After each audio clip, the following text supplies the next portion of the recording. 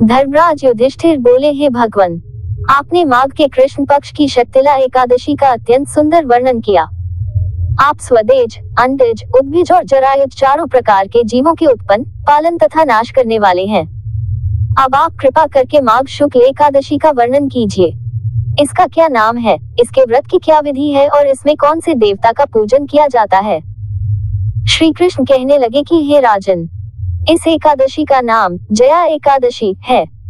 इसका व्रत करने से मनुष्य ब्रह्म हत्यादि पापों से छूटकर मोक्ष को प्राप्त होता है तथा इसके प्रभाव से भूत, पिशाच आदि योनियों से मुक्त हो जाता है। इस व्रत को विधि पूर्वक करना चाहिए। अब मैं तुमसे पद्म पुराण में वर्णित इसकी महिमा की एक कथा सुनाता हूँ। देवराज इंद्र स्वर्ग में राज करते थे और अन्य सब देवगण सुखपूर्वक स्वर्ग में रहते थे। एक समय इंद्र अपनी इच्छानुसार नंदन वन में अप्सराओं के साथ विहार कर रहे थे और गंधर्व गान कर रहे थे।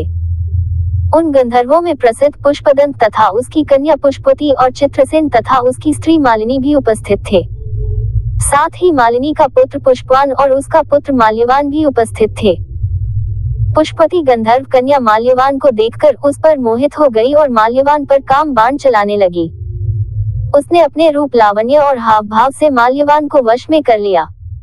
हे राजन, वह पुष्पवती अत्यंत सुंदर थी।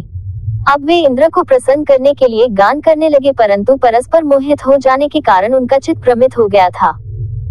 इनके ठीक प्रकार न गाने तथा स्वर ताल ठीक नहीं होने से इंद्र इनके प्रेम को समझ गया और उन्होंने इसमें अपना अपमान समझकर उनको शाप दे दिया। इंद्र ने कहा, हे मूर्खों, तुमने मेरी आज्ञा का उल्लंघन किया है, इसलिए तुम्हारा धिक्कार है। अब तुम दोनों स्त्री पुरुष के रूप में मृत्यु लोक में जाकर पिशाच रूप धारण करो और अपने कर्म का फल भोगो। इंद्र का ऐसा शाप सुनकर वे अत्यंत दुखी हुए और हिमालय पर्वत पर दुखपूर्वक अपना जीवन व्यतीत करने लगे। उन्हें गंध, रस तथा स्पर्श आदि का कुछ भी ज्ञान नहीं था। वहां उनको महान दुख मिल रहे थे। उन्हें एक क्षण के लिए भी निद्रा नहीं आती थी। उस जगह अत्यंत शीत था, इससे उनके रोंगटे खड़े रहते और मारे शीत के दांत बजते रहते। एक दिन पिशाच ने अपनी स्त्री से कहा कि पिछले जन्म में हमने ऐसे कौन से पाप किए थे जिससे हमको ये दुखदायी पिशाच योनि प्राप्त हुई। इस पिशाच योनि से तो नरक के दुख सहना ही उत्तम है। अतः हमें अब किसी प्रकार का पाप नहीं करना चाहिए। इस प्रकार विचार करते हुए वे अपने दिन व्यतीत कर रहे थे। दैवयोग से तभी माघ मास में शुक्ल पक्ष की जया नामक एकादशी आई।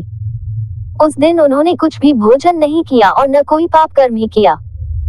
केवल फल फूल खाकर ही दिन व्यतीत किया और सांयकाल के समय महान दुख से पीपल के वृक्ष के नीचे बैठ गए। उस समय सूर्य भगवान अस्त हो रहे थे। उस रात को अत्यंत ठंड थी, इस कारण वे दोनों शीत के मारे अति दुखित होकर मृतक के समान आपस में चिपटे हुए पड़े रहे। उस रात्रि को उनको निद्रा भी नहीं आई। हे राजन, जया एकादशी के उपवास और रात्रि के जागरण से दूसरे दिन प्रभात होते ही उनकी पिशाच योनि छूट गई। अत्यंत सुंदर गंधर्व और अप्सरा की देह धारण कर सुंदर वस्त्राभूषणों से अलंकृत होकर उन्होंने स्वर्गलोक को प्रस्थान किया।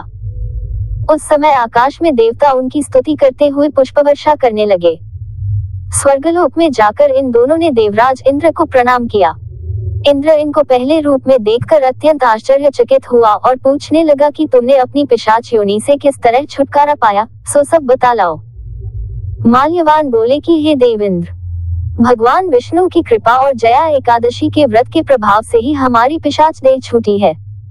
तब इंद्र बोले कि हे माल्यवान, भगवान की कृपा और एकादशी का व्रत करने से न केवल तुम्हारी पिशाच योनि छूट गई, वरन हम लोगों के भी वंदनीय हो गए, क्योंकि विष्णु और शिव के भक्त हम लोगों के वंदनीय हैं।